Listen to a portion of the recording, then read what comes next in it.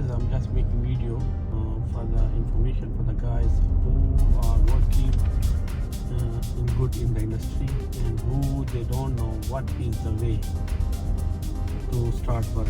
Because definitely if you start real estate, no one will give you the training. If you meet with the guys 6 months, they don't know. They didn't close the deal.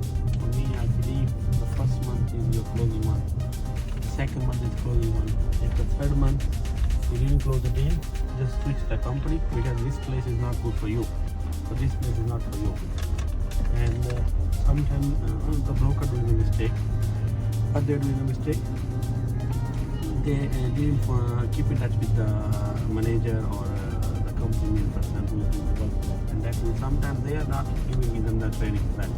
Everyone looking for the trust as the person. So if definitely if some company give you visa, they trust you.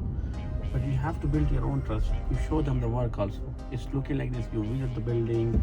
You show them, sir, I visit this building. This is the result. Because if you go to the building in the morning, and I cannot believe within 1 week you cannot get anything. No, it's not possible. Always availability in the building, and you can get the availability.